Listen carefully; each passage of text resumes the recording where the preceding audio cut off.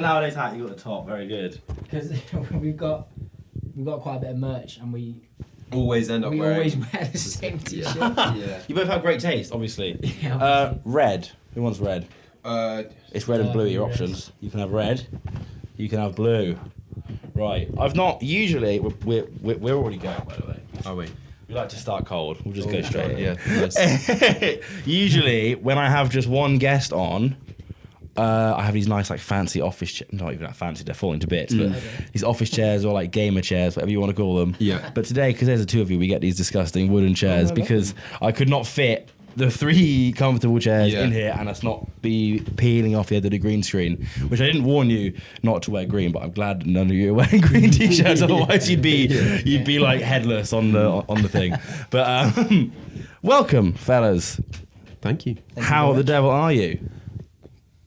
We'll figure this out. We'll figure this out. People, it's going to be a lot of looking at each Who's other. answering first? How are you, Joe? I'm very good. How are you? I'm very good, thank you very much. I am here with Joe and Kels. Is that how you want to be addressed on the pod? Yeah. Joe and Kels of Nowadaze Festival, a new festival that's 3 years, is it? Or is it 2? Technically, yeah, 3 years old. Yeah. 3 years old. As Nowadaze, yeah. Yes. Yeah. Oh, well, we'll get into that, I'm sure. Okay. Oh, yeah. 3 years as Nowadaze Festival, a small festival. It's less than an hour outside of Bristol, isn't it? Yeah. 30 minutes. Yeah. 30 minutes? Yeah, 30 really, minutes. it's really close. Whereabouts is it? Oxwick, if you know. Or Yate. We'll just go Yate. Yate. Yeah. We tell everyone anything except Yate, Oxwick, Yeah. Bristol. Same as most people that live in Yate. Yeah. Fantastic. And it's one that sort of I've known about for a while, and it's funny because it's like I've got friends that aren't even really into like in the scene or into music and all that sort of thing, and they've been in the past and they've asked me if I'm going. So it's clearly one that's like permeated incredibly quickly, considering how young you are in your life cycle, right? How many of you are there that work on it? Because it must be quite a big job at a festival. I can't even, like, for me, I run the occasional club night, and it makes you want to, like, tear my hair out. So I can't even imagine how many people you would need to have something like that. So the main organisers are me and Joe, and then Matt and Noah,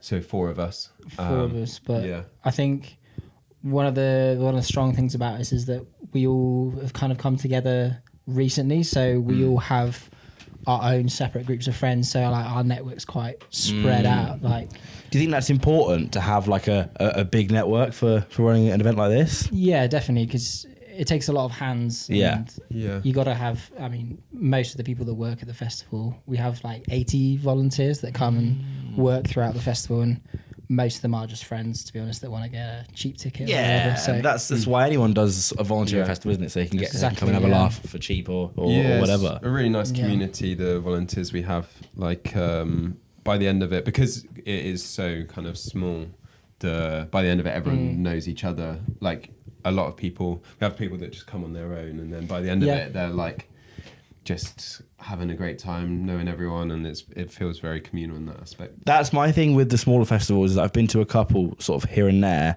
and which is something that I want to touch on. Is just this sort of feel like there's almost like a bit of a rebirth going on in terms of the smaller festivals happening around. But something that I really notice is that feeling of like you do recognise people by the end of it, and you're walking around. How you doing? And it makes it almost easier to like make friends and to have these like common like shared experiences, because you're seeing them so regularly. It feels like you've just known them forever, because when you're at a festival, right, it feels like you've been there for years sometimes if you're having like a really great like immersive time. I think a festival is like, it can feel like more of like just a longer club night, the same size. We're kind of the same size as like a average club night in Bristol, but because you're hanging around for so long, you see each other in the morning. It's like, like you've been out all night, and then you go to an afters, and in the morning you just see everyone like hungover, and you're like, I saw you last night and you're in a state, but now we're here, we're in the same boat, and that's it kind of brings people together. How many people is it? This year was like 850 people. Oh wow! Yeah, 850 people this year. Which is nice. This is the first year we went up to a premise license rather than a 10. Okay, yeah. So last year we had fewer people, but but yeah, we're growing. Yeah. Which it came with a lot more. There's a lot more challenges going to a premise license, like just bureaucratically. Like Yes. with the council and things. But it's gone all right. Yeah, we've got quite a good relationship with the council.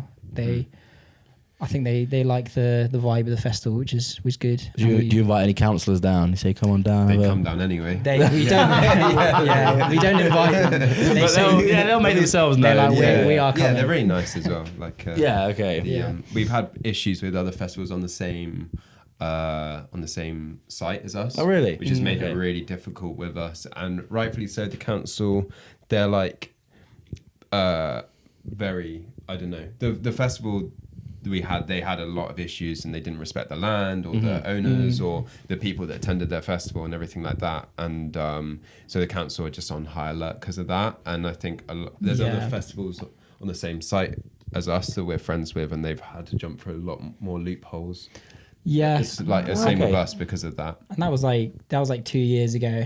It was like kind of a person that was quite disrespectful, and it was more of like an unruly free party kind of vibes. Okay. Just like huge sound systems, don't really care. They just went through all the night and obviously disrespected the council and all the local rules. So then the council have then come back to us, and they're like, oh, you're playing music on that same site, you need to be careful. Right, I see. Yeah, but it's not.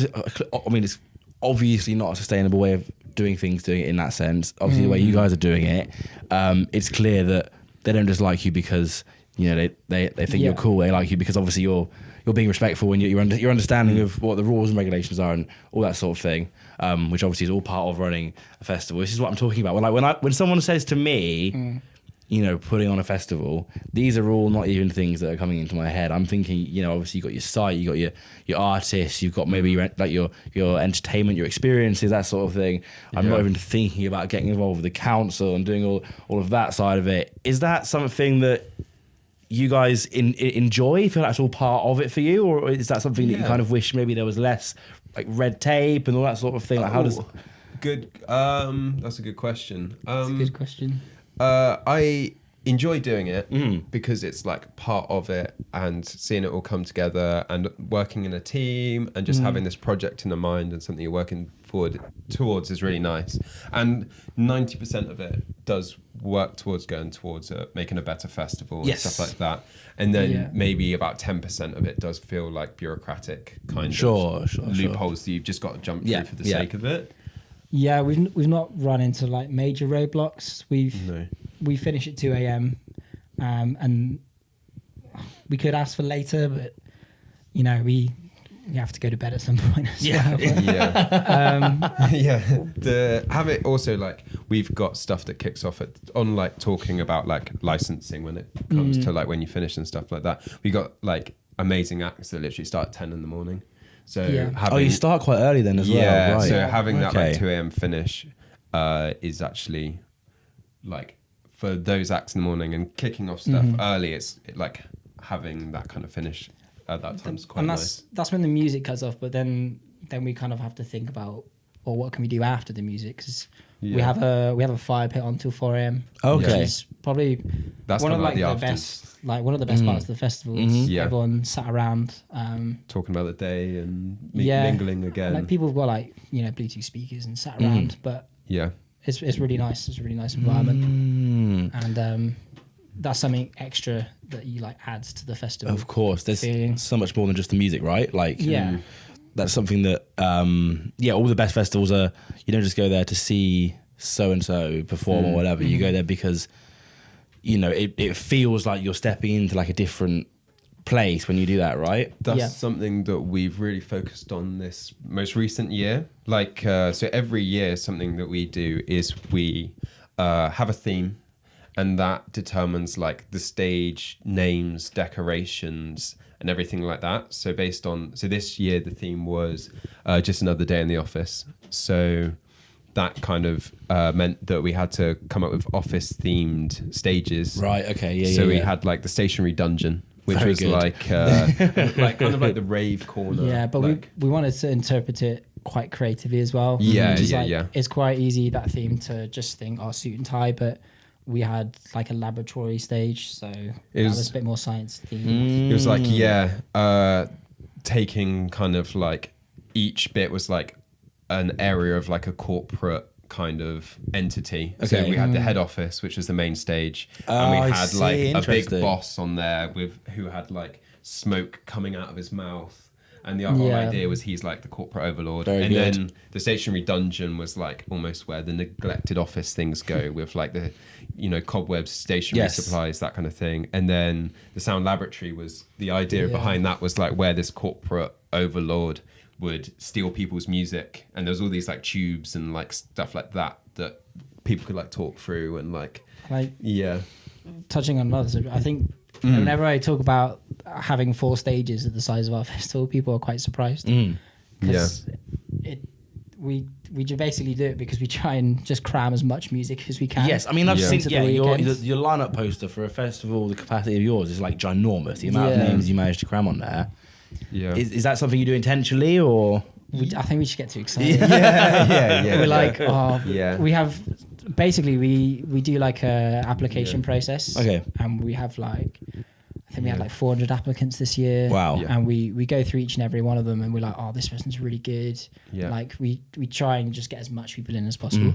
We do go through like every application. So if you do apply, once the form's shut, we don't really have, like we just spend so much time doing it, we don't really have time to go through after that. But if people do apply through that form, we do go through and like thoroughly listen through. And usually it'll be like, all of us will listen separately and then we'll come together and kind of collate what we kind of thought kind of together. So it's not just like one session where we spam through it. Yeah. That process seems to be working quite well. Yeah. People are quite happy with our lineup. We've got lots of compliments on the acts that we've got in. A lot of like smaller acts that people haven't heard of. And I think, one thing we're trying to do as a festival is be known for the festival rather than the lineup. We don't want to draw people in just with like big names, although it's quite fun to do. We do like booking like bigger artists. And you kind of, it's sort of the nature of the beast that you need kind of someone or something like that to really to tie it all together and to exactly to have people have that final push, right? And like platforming smaller artists is something that's really nice to be able to do. Like a lot of people have like come to us and been like, oh, this is like my first festival set, and then it's kind of led on to them to when you're applying to bigger festivals, they're asking like what have you done, what's in your like portfolio. So for them to have like another festival on there is like really nice when people have come to us directly and said like this has helped me get like opportunities at like other festivals and stuff. That's fantastic. Is that kind of one of the reasons like that you guys started doing it, was to sort of platform this talent, or has it become like a sort of byproduct of it that you found? A byproduct of it, but definitely I would say for me it is definitely I would say the most important part of it, being able to put platform on for like music artists and also like performers and other artists and all the workshops and stuff that we have. And a lot of the artists, like it's like a networking event as well. So one of the artists emailed us this year and was like, unofficial networking event. Continuing with the business team. That's good. That's good. Related, one of the artists messaged us and was like thank you so much for like booking me and like putting me in touch with all these people that I wouldn't necessarily have known. Because we do a lot of our bookings are from Bristol, but we do have people come from like all over the country as well. So that's good to get people in. The kind of way it ends up being kind of like a networking event is when you have like 850 people on site, and then you go 110 acts, and then some of them are bands with 8 people in them. You've got like every third person you speak to is like a DJ or like band member and that's just the people we've booked. There's other people that attend that are already like in the music industry and they're just going to enjoy it. So it's probably even higher than like 1 in 3 people. So you meet a lot of like-minded and music orientated people. So from like a logistical point of view then, how does that, because I mean if you want to give like a round number, call it like 150, 200 people there are like artists that are either maybe playing the festival or engaged with the festival or something. Do you have to work that into your sort of costings when because then realistically you only got around 600 people that are like sort of paying customers for that festival, right? Yeah. Is that something that you think about when starting out, or is that something that you sort of cost for, and because if you're getting carried away with your lineup, you might think, shit, all of a sudden we've got like 200 artists playing, and like you didn't really expect that. We kind of, because we do the lineup quite early on during the process. So we book, we do the boring stuff that you need to have to like a festival. Yeah. So we need the land, we need the security, we need toilets.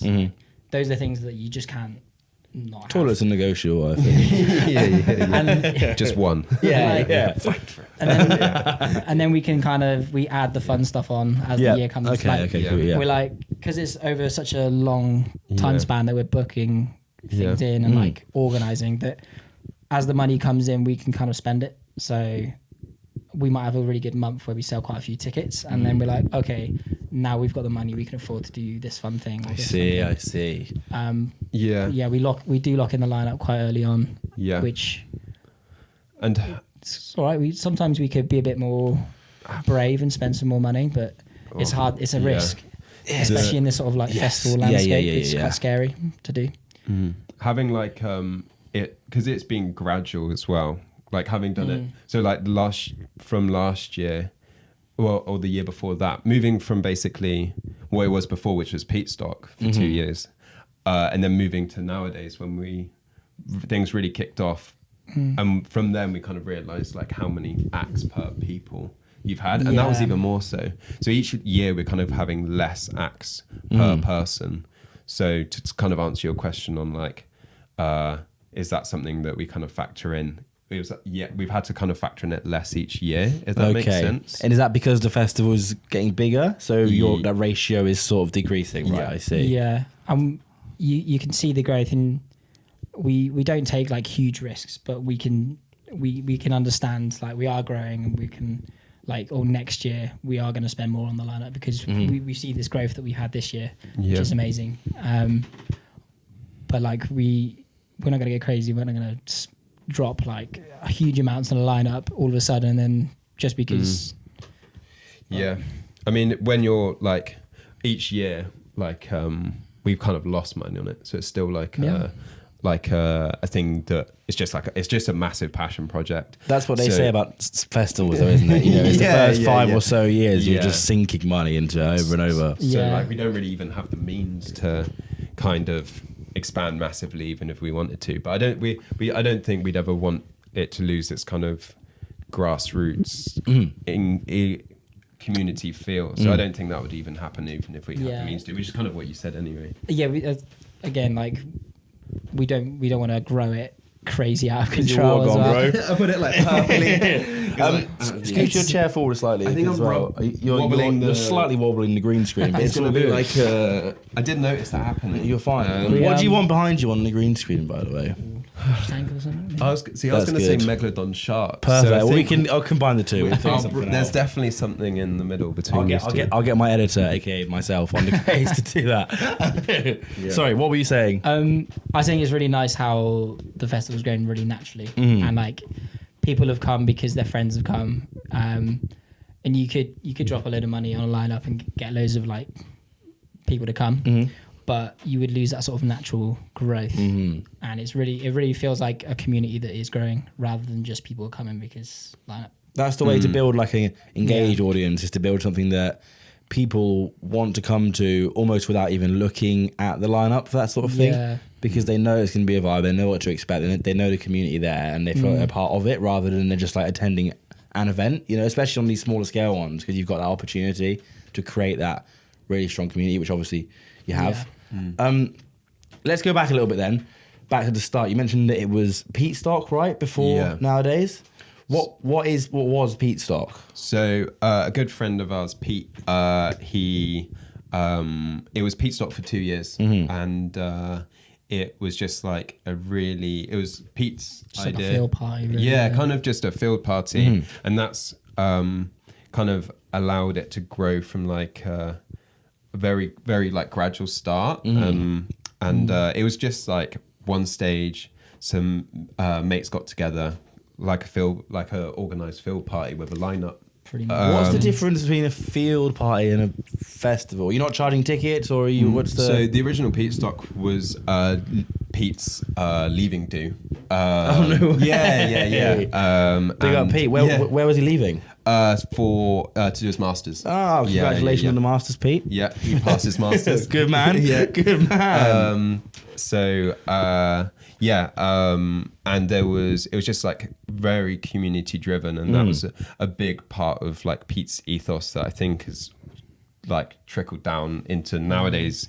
Carried on through, because it was like we'd make food for people. Like people wouldn't come and like spend money. It was like a pizza oven, and we'd make pizza for everyone. And then that was the first year, and then the next year was Pete's coming back from his masters. The guy loves a party about himself, doesn't he? Yeah. Thing is, it wasn't Pete's. Pete hated the name Pete Stock. Oh no! Yeah. That's brutal. Who decided on the name? Then? It was an ex-girlfriend of his. But we all love Pete Stock. That stings. I love Pete Stock. I reckon bring it back.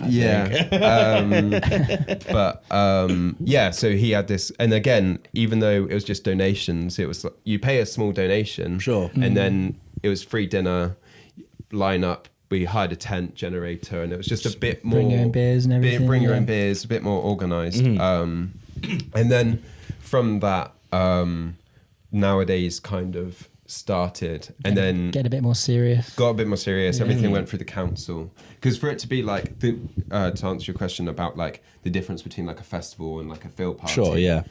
Really, the only difference is that the field party wasn't through the council. They'd been notified, but you didn't have a 10 license. So you still had to tell the council you were doing it, even though it was just like a private thing? Or? The council was told... Sorry, I'm getting really into like legislation here. No. It's such a huge part of festivals. Yeah, of course, so, but also, I think everyone that went, they weren't buying tickets. It was just like friends. Yeah. Really. Yeah. The council were notified, I think, more as a means to try and stop the party from being shut down. Okay, yeah, fair enough.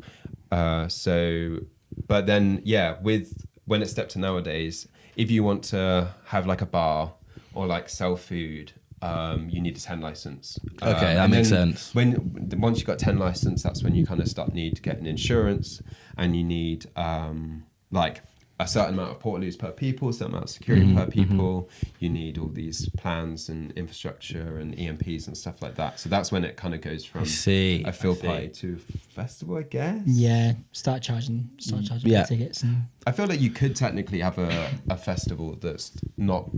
You could have all those things in aspect, maybe the right word, I'm not sure.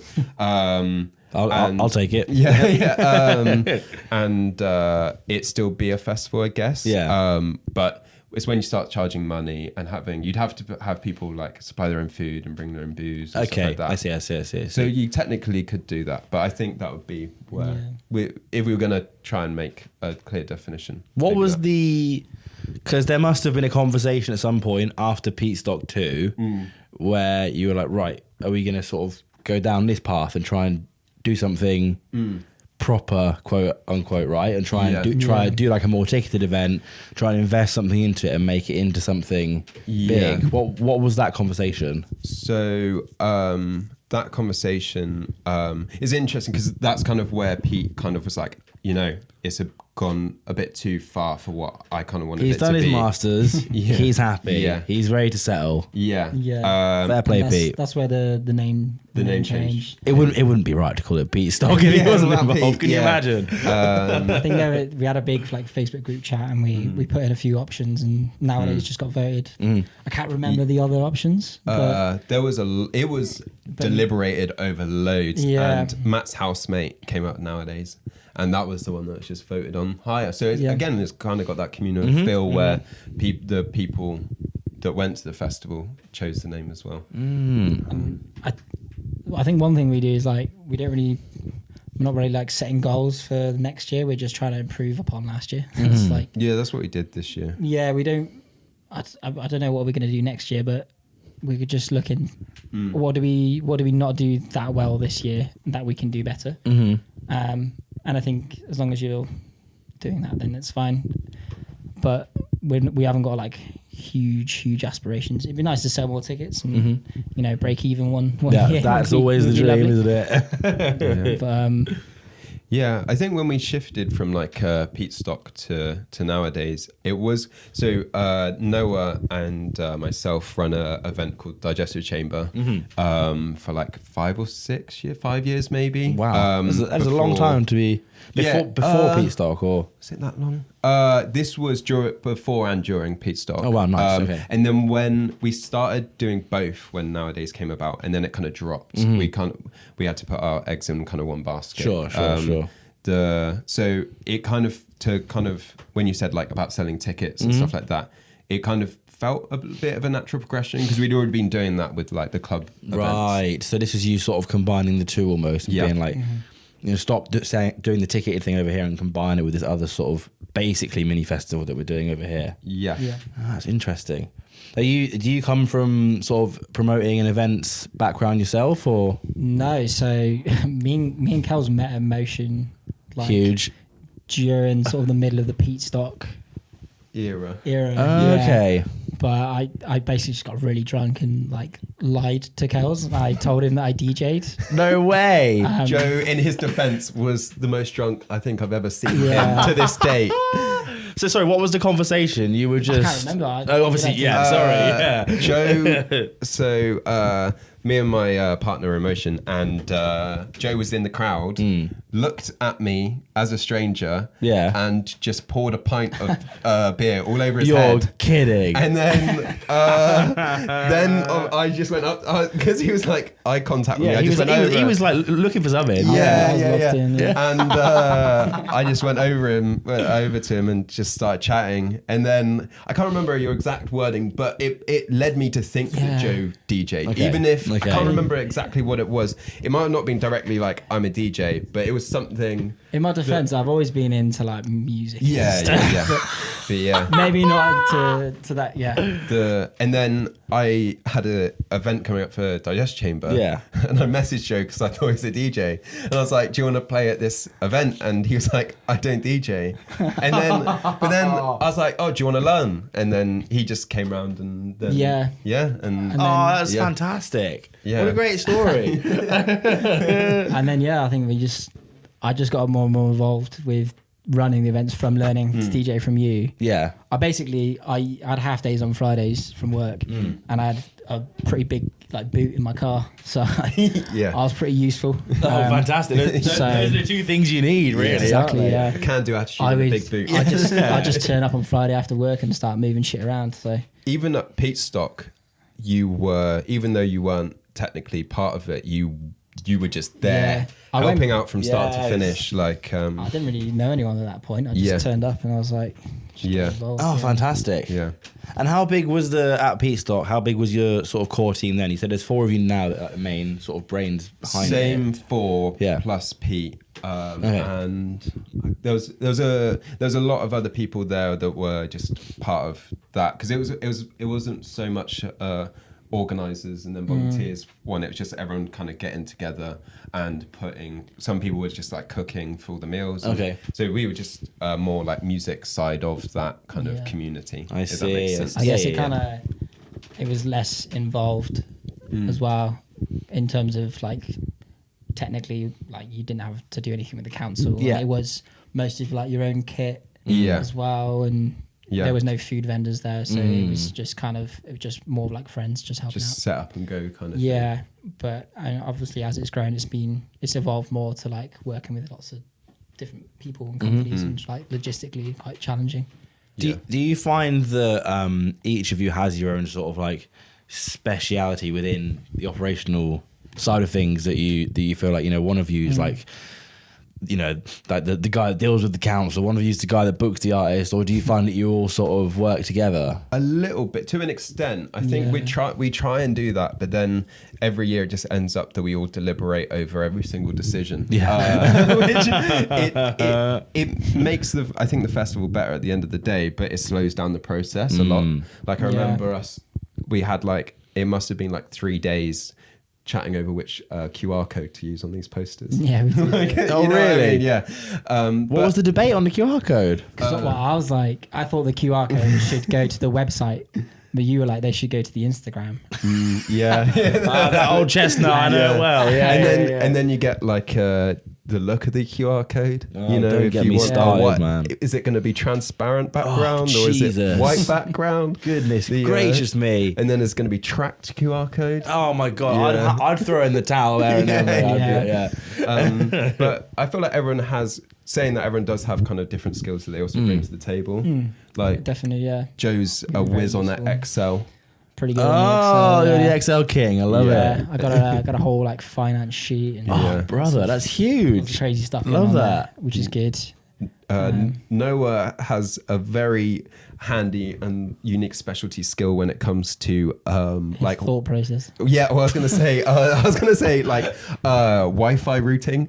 Yeah, he's a Wi-Fi man. Okay. So 2 years ago, not 2 years ago, the year before this one, the Wi-Fi went down, and because he works in that for his job, he knew what to do, and it was like 1 in the morning, something like that. Yeah. And he took apart this this thing. I don't even know what you call it. Nice. Yeah. Okay. This is how.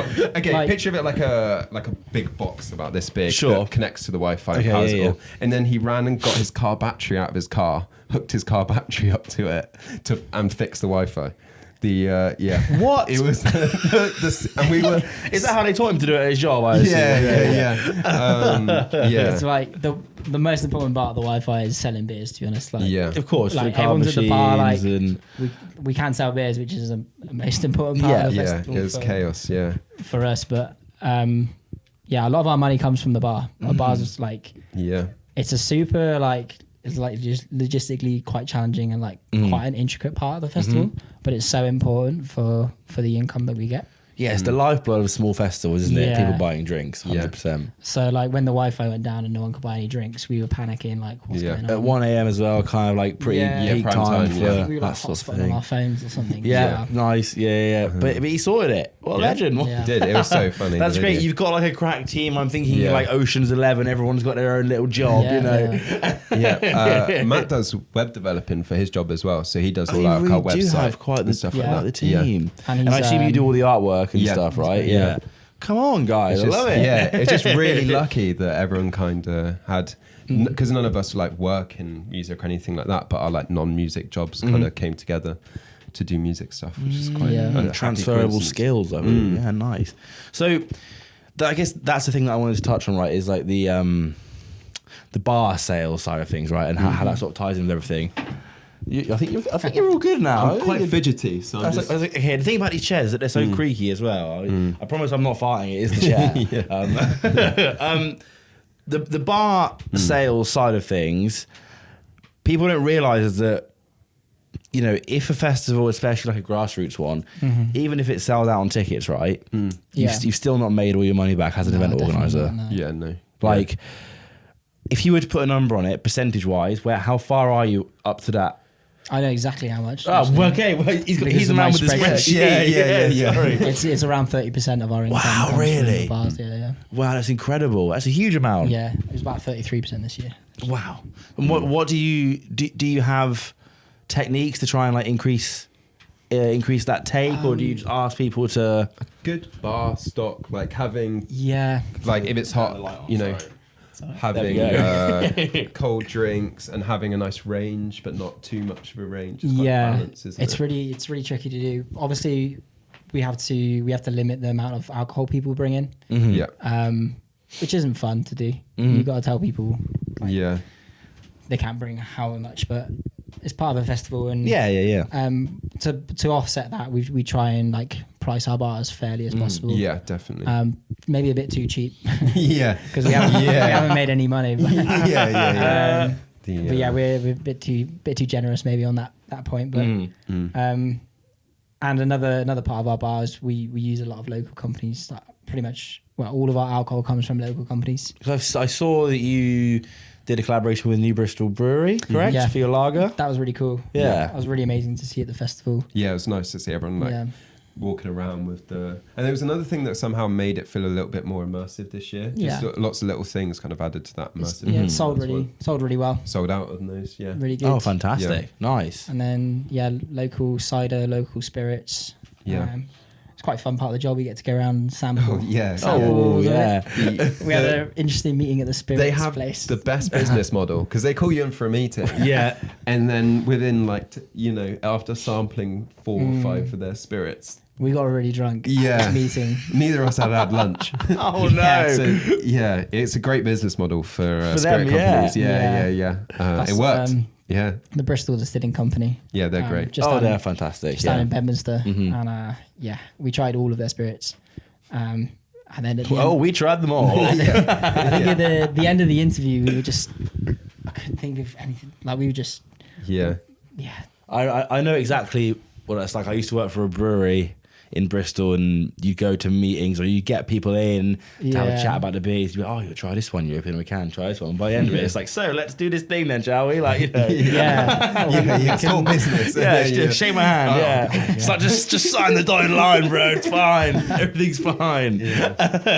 But that's great. I think we're so lucky in Bristol to have so many independent sort of craft product makers, whether it is drinks or food or whatever, to be able to stock. I don't know if you stock most or all of your bar, whatever it is, from local products. It's like, it's not something that a lot of festivals around the UK would be able to do, I don't think, because we have that wealth of producers here. Yeah.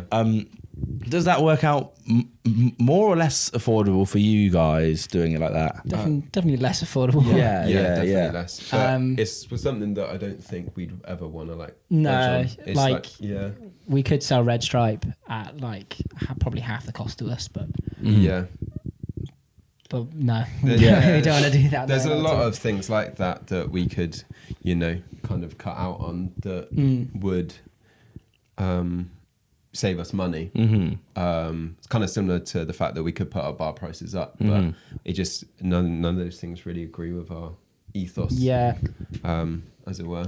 We are shooting ourselves in the foot. We can't complain about losing money and then do that, but it would be like, it goes back to what we were saying at the start, where it's like, say maybe you did do something like that, like you put up your bar prices, or you stopped stocking all its local produce. The people coming to the festival maybe wouldn't feel as connected to it. It might feel less like a community thing and more just like another event that they're paying for, which would mean that you'd get less repeat customers, and it all has this knock-on effect, doesn't it? I think that's, you clearly you know what you're doing with that, and you know that's the vibe you're trying to create. But I definitely don't start saying Red Stripe, I guess is what I'm trying to say next year. no plans to. Unless they want to do a collaboration brew, in which case, that would go right ahead.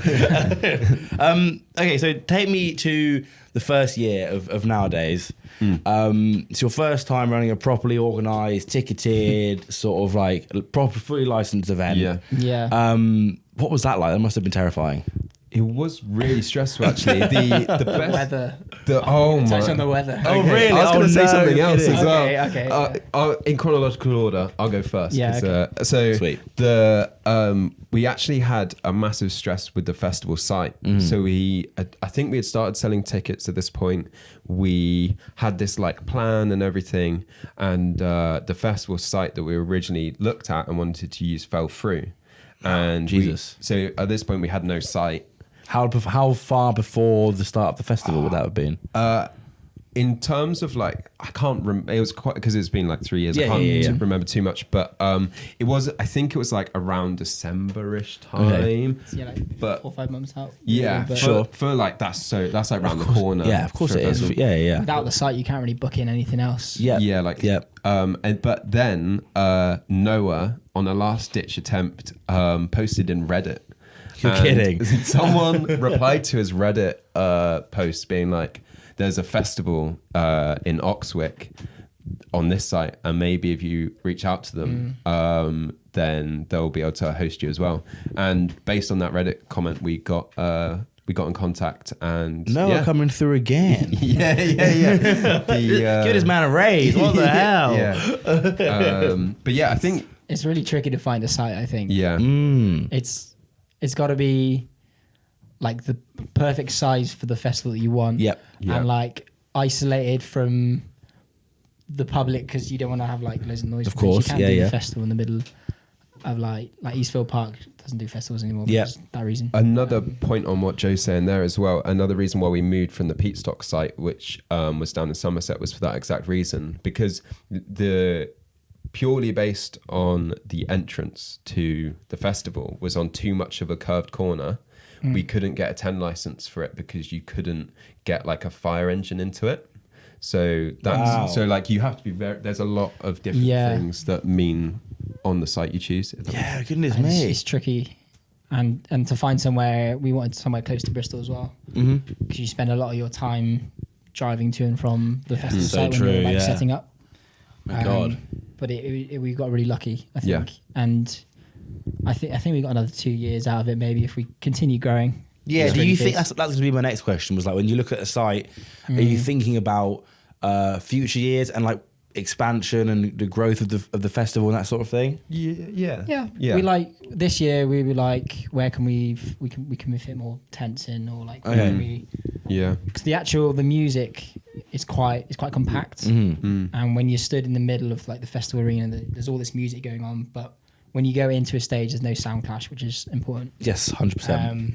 But it's still super intimate, and we kind of thinking how, if we need to like fit more people in, how are we going to fit these people in? Because the site itself, there's not like certain areas, maybe there are, that are like closed off that you're not using yet that you can use, or there's a field at the bottom that's kind of used for crew camping. That we can then move crew camping to another area and then open up that. So it does have the room for growth, and I think that's kind of why Joe says like 2 years growth. You could open up like a stage at the bottom. Yeah, we've got things we can do, but we're just gonna have to see how it goes. And if we can't find another site locally that can fit more people, then we're just gonna have to limit the numbers that we have.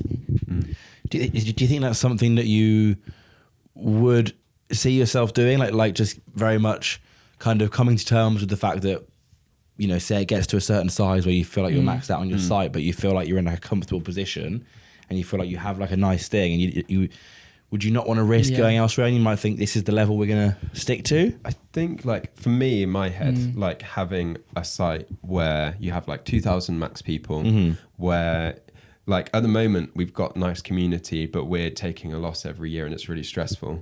So to have like to sell a bit more tickets, let's say if it's 1,000, 2,000 tickets, and then you get rid of that stress of not having to really push the tickets loads, they kind of sell on their own. And, you know, I think that's like an optimum kind of scenario where you have both of that kind of, you don't like lose what we've got, and then we, you know, it's easier on all of us. It'd be nice to have a budget 1 year that we don't have to stress about. Like we've got lots of ideas, we've got so many like crazy ideas in our head that we just bounce around, but it'd be nice if we made a profit 1 year, it will 100% go into the next festival. Of course, and we would do some fun stuff at like, again, little risk.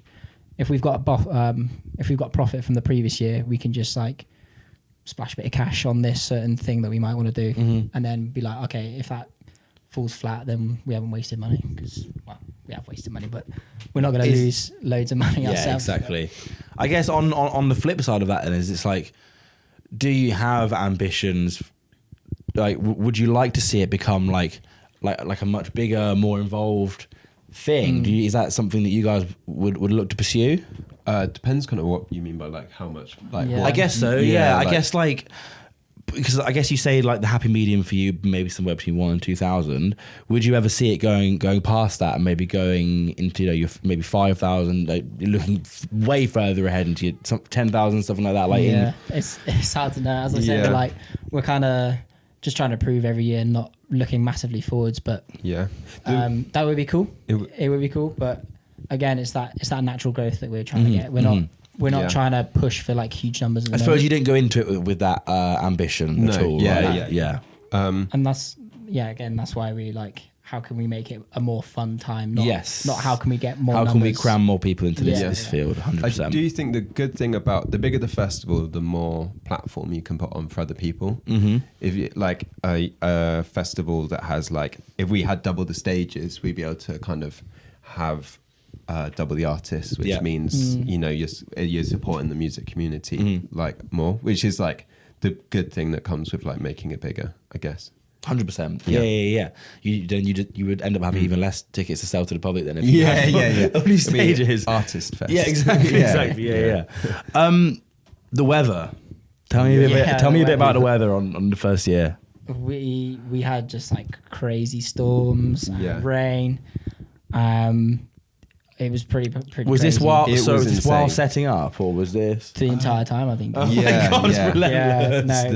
No, it's crazy. We had that guy show up so this random guy showed up. He must have been like in his 60s or something like that. And he was like I own like a marquee company. There's going to be like 50, 60 miles per hour winds. And he just bought, it's so nice. He just bought a load of pegs and ropes. And he was like, you guys are screwed. Like you like You're kidding. Yeah.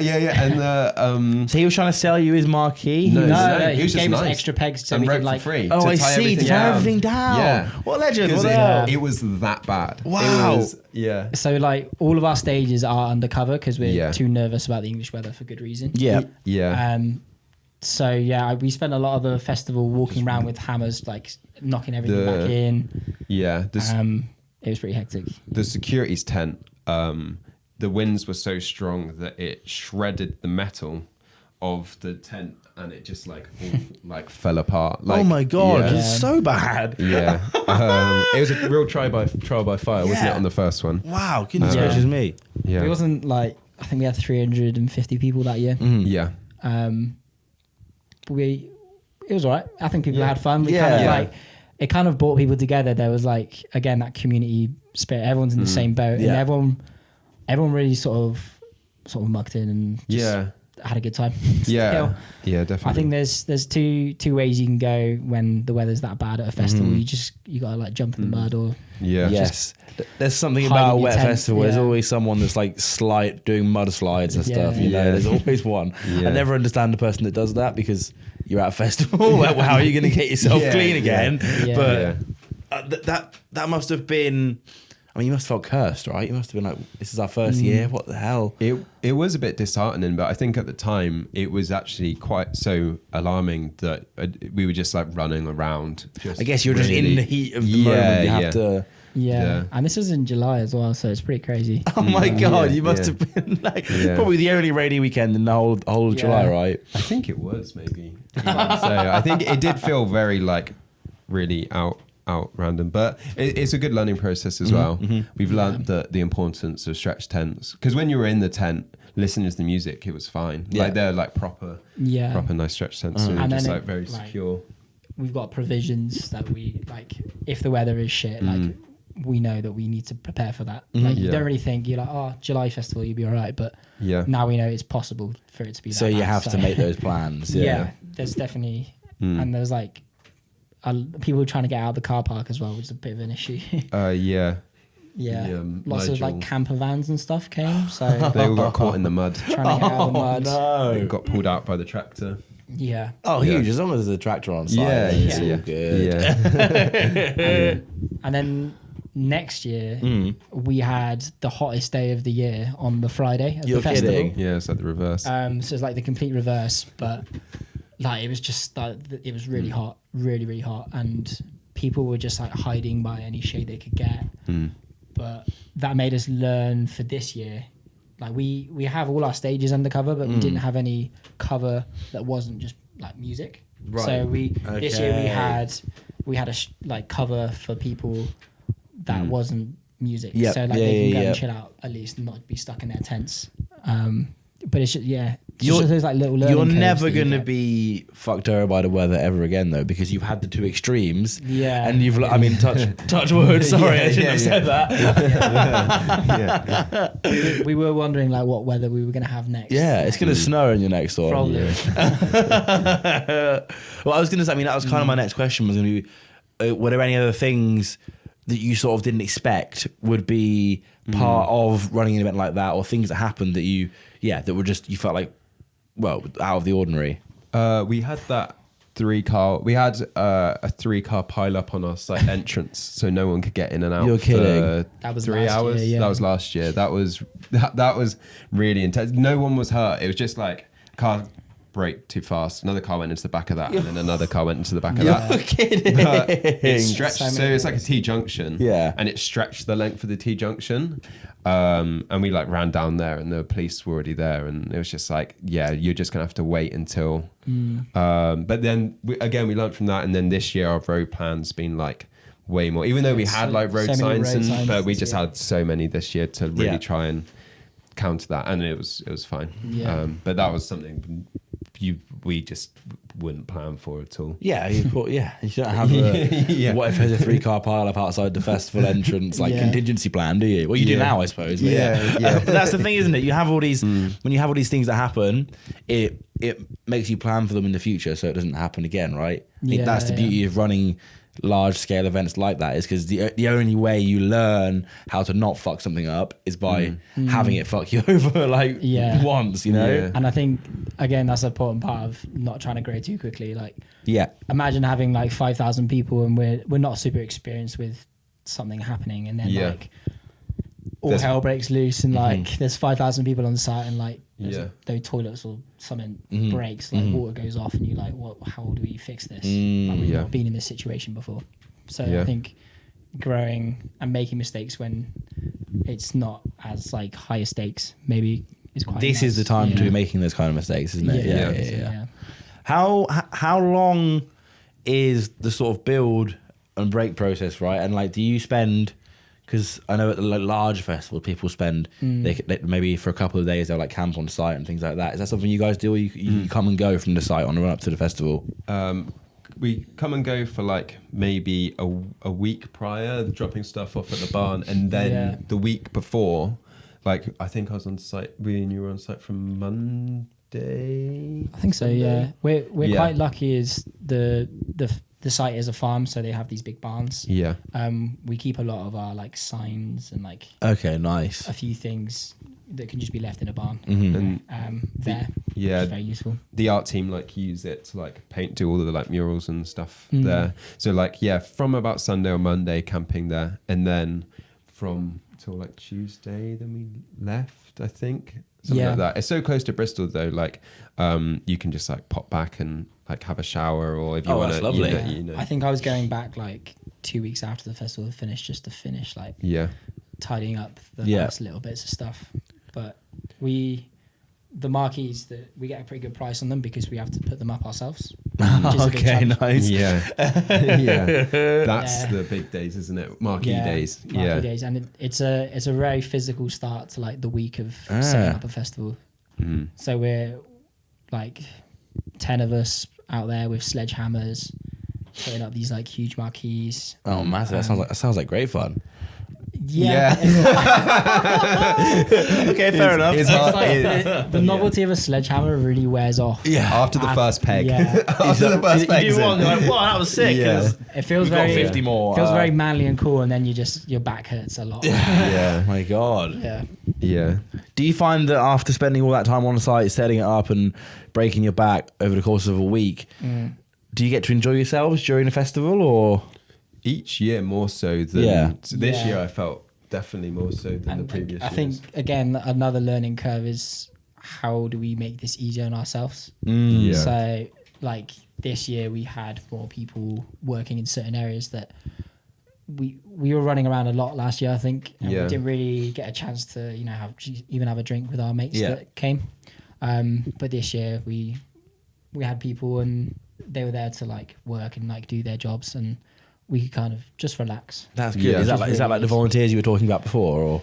Yeah, there's a mixture of paid. Yeah. We paid. Oh, fantastic. Like certain managers manage, like a bar manager managing the bar and stuff like that. So you don't, like, we spent, because last year I remember spending quite a handful of hours on the bar, and then this year wasn't on the bar at all. Yeah, that was just, once it's running, you can just leave it. Yeah. That's like one job you don't have to worry about. And then we got sound tech, stage managers, artist liaison, is a big thing as well. Oh, interesting. It kind of feels like this last year, because each year has been slightly different, but last year it kind of felt like you wake up, you kind of get up before everyone else, so you can like do a big litter sweep, open up the gates for people to come in, and then you kind of set up the stages for each day, and then at about 2:00 things start to run themselves, and then maybe something would go wrong. Yeah.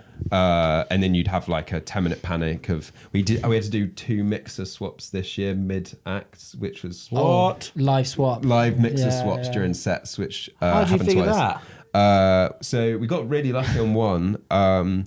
So we had 3. It felt a bit like when people change tires in like pit stop. Yes. Yeah. So we had one person holding the mixer that was going to go in, one person with the cables going into that, ready to go into that mixer, and another person ready to take that mixer out. And then we had a friend who was an MC, so they just started MCing, and then take the mixer out, change it over, plug it in, and then take out the mixer. It was pretty smooth, to be honest. Wow. So you maybe have silence for like half a second or something, or that one you had the MC as well, so so it rides it over. Yeah. On the other one was a bit more. They didn't have an MC to switch it over. I think that was during a stage changeover. No, we basically had a mixer that was only running mono for some reason, and then just had to swap it over real quick because we had Camoufly coming on, and we were like, I feel like his music really needs some stereo. I think it was. I think they could. The sound tech could only get it coming through one side because either the left or right. Basically, if they put it in mono, it was sounding good, but if they put it in stereo, it was only coming through one side. But yeah, so stuff like that will like pop up, and then you kind of handle that, and then you'd be like, oh, we've got nothing to do. It's got to feel nice after you like land that plane though, and you're like, nice job, boys. We can carry on. Yeah. And then it's like you constantly. I never really stay too long at a stage because I'm always walking around. I'm like, I'm looking around like all the bins are a bit full. That's it. When it's your party as well, you're all, you are. You're never really truly off, are you? That sort of thing. Oh, that's interesting. That's great though that you've got to the point now where you can start to bring in other people to do that sort of like bar management, artist liaison, things like that. So that's all something that I assume will become like how out of it would you ideally like to be during the actual festival itself, I guess? I don't know if it's. I feel like because we're so. It's like exactly. It's like your baby, isn't it? Yeah. I don't think you really. Even if we had no jobs, we'd still be going around all the bits. Of course. I feel like the more people you have in it, like at the moment we've kind of like the main stage, we've got stage managers and artist liaisons, and like having like a stage manager at the moment, like our sound techs are kind of keeping an eye on like if people they're kind of like doing a little bit of stage management to the extent of like, is this person going too loud, and are they running over their set? But that's so having like a stage manager on each stage and stuff like that would help share the load of like all the work. So there's some aspects that you would add. It would be nice to have more people in, but yeah. But if there's any stage managers out there, we were at an hour, fellas. We flew through that. That went by really quick. Before we land this plane, and before I let you carry on with your evenings, favourite moment from the last 3 years of Nowadaze Festival from the both of you? That's such a good question. I'll let you think. We'll do a bit of dead air. How about that? Bit of awkward silence.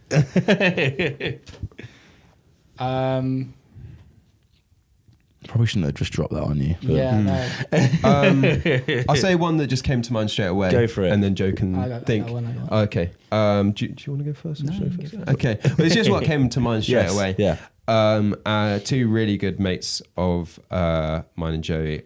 They don't DJ, but every year they come together and they put a lot of work in to do one set every year, and that's at Nowadaze. And they have like a mic, and they're just like being silly. They have like all these props and stuff like that. Oh, I love that. What the hell?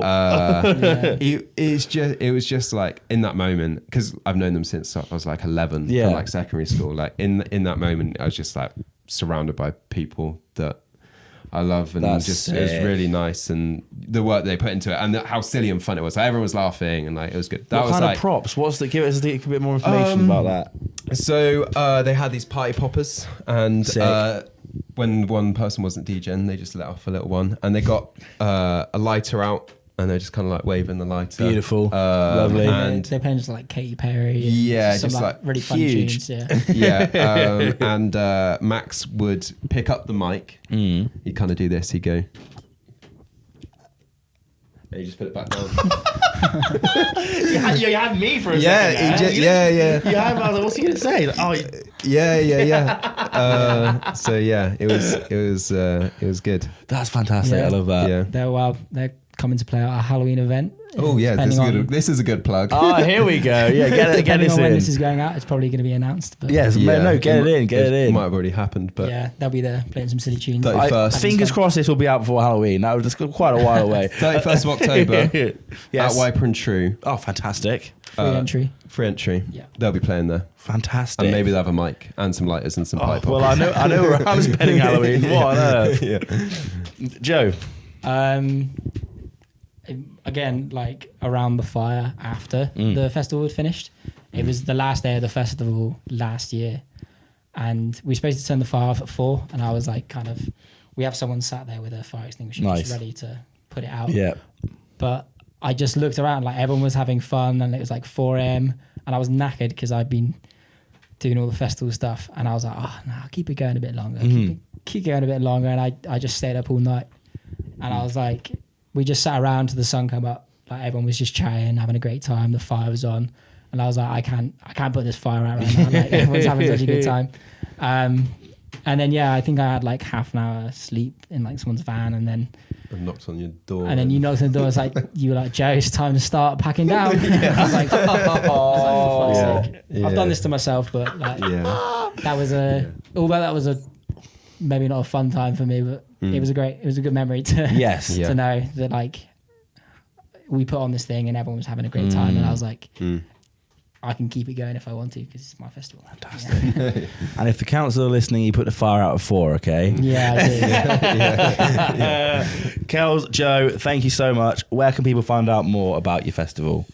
Instagram, Nowadaze _festival, and that's probably that's the best place. We put everything up on there. Yeah, we're very Instagram focused business right now. Yeah, beautiful. Aren't we all, brother? Aren't we all? Thank you so much for coming on. Thank you. It's been fantastic. And I'll be there next year, I promise. We'll hold you to that. Big up. Nice one. Thank you.